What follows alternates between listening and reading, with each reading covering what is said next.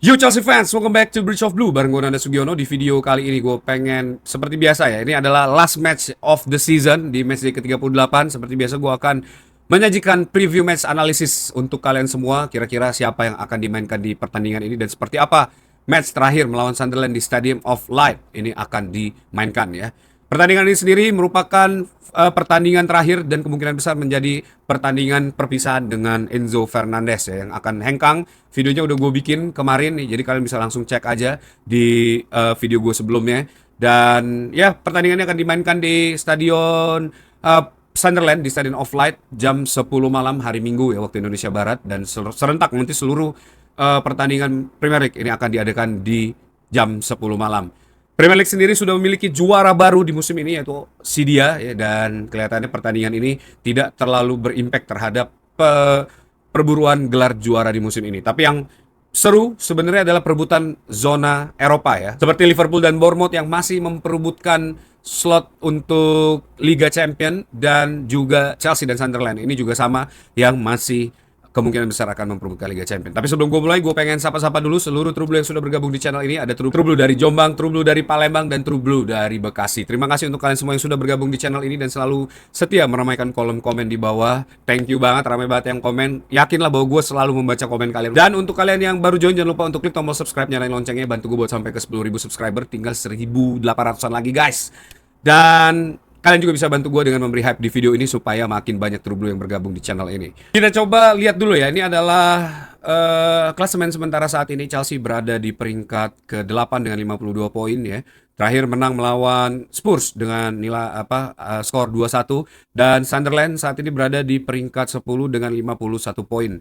Nah, ini yang menarik sebenarnya, perebutan zona Eropa terakhir. Chelsea saat ini masih berada di zona di mana Chelsea bisa mendapatkan Conference League di musim ini seandainya berhasil finish di peringkat ke-8.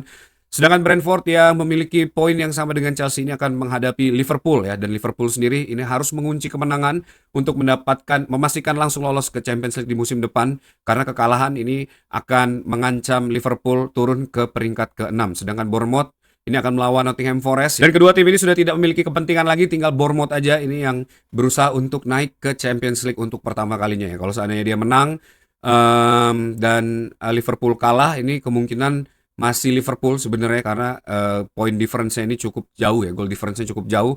Tapi seandainya Bournemouth bisa menciptakan 7 gol di pertandingan ini, maka kemungkinan besar ya ini Liverpool akan turun ke peringkat ke-6. Nah, kalau Aston Villa ini tetap berada di peringkat keempat ya, seandainya dia berhasil menang melawan Manchester City dan ataupun kalah ya melawan Manchester City dan Liverpool kalah, maka dia akan tetap berada di peringkat 4, dan zona Eropa untuk peringkat 6 ini tidak akan ada. Ini akan aktif hanya jika Aston Villa ini akhirnya turun ke peringkat kelima ya. Jadi itu.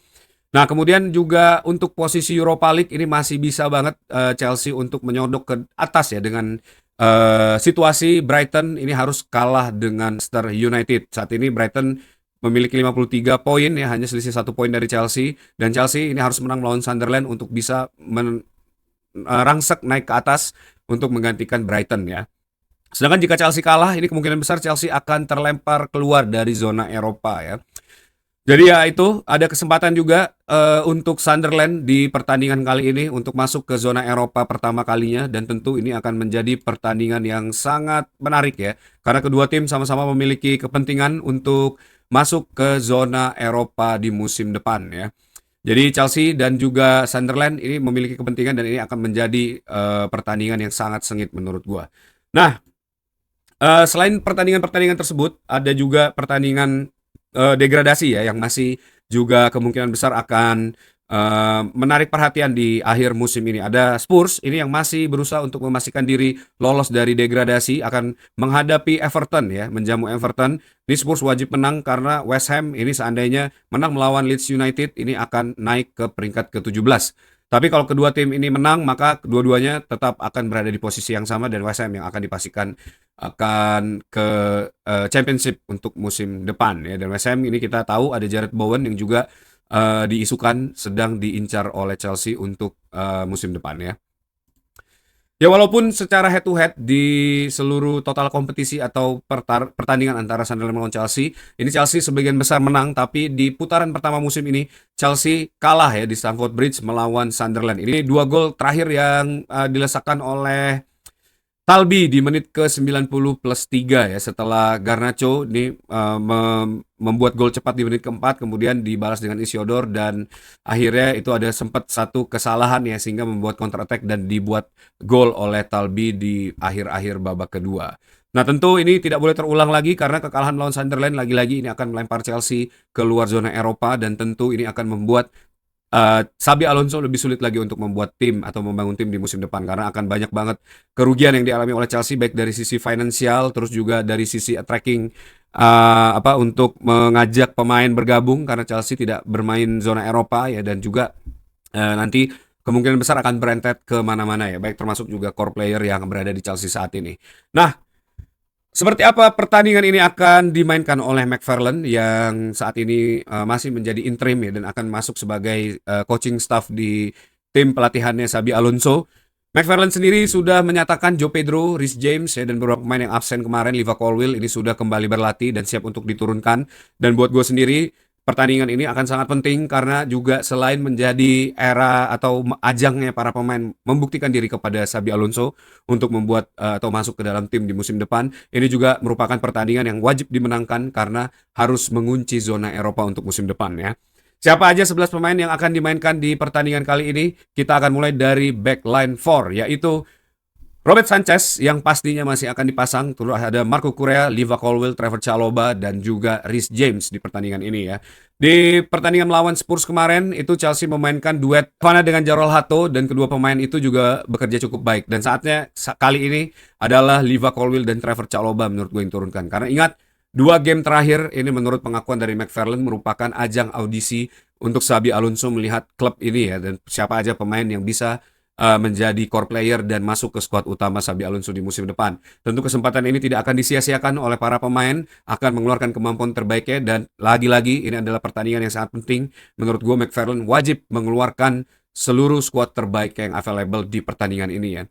Nah, 4 pemain di belakang ini menurut gue adalah pemain terbaik yang bisa dimainkan Chelsea saat ini. Dengan adanya Colwill ya, ini tentu kita udah lihat perbedaan lini belakang Chelsea di beberapa pertandingan terakhir. Jauh lebih tenang, jauh lebih terstruktur, dan jauh lebih solid lagi ya. Harapan gue semoga Chelsea bisa membawa clean sheet di pertandingan ini, dan Reece James juga tidak cedera karena ini akan menjadi Piala Dunia pertama Reece James ya, setelah di beberapa edisi sebelumnya dia selalu cedera di setiap mau masuk ke gelaran Piala Dunia ya. Dan semoga aja di pertandingan ini juga Reece James jangan sampai cedera dan kelihatannya dimainkan di awal untuk lock the game ya, kill the game as soon as possible. Setelah itu bisa ditarik keluar untuk digantikan dengan Malo Gusto atau Josh Achempong yang masih membutuhkan waktu untuk membuktikan kepada Xabi Alonso ya. Kemudian untuk double pivot, gue akan pasang Moses Caicedo dan Enzo Fernandez. Ini pertandingan terakhir Enzo Fernandez ya katanya, tapi semoga aja enggak. Kedua pemain ini tentu merupakan pemain kunci, dan gue nggak bisa bayangin nanti di musim depan kita akan bermain tanpa Enzo Fernandez, di mana selama 4 tahun ini Enzo Fernandez merupakan pemain yang menurut gue sangat krusial untuk Chelsea ya. Di momen-momen yang penting, pemain ini selalu membuat gol yang bisa mengubah situasi dan membawa Chelsea ya, dan membawa seluruh fans ini meledak ya melihat apa yang terjadi atau dilakukan oleh Enzo Fernandez. Dan di front four ini gue akan pasang Alejandro Garnacho di momen ini yang akan diberikan waktu untuk membuktikan diri ya. Kalau Garnacho bermain flop di menit ke-46 menurut gue udah wajib untuk diganti oleh McFarlane.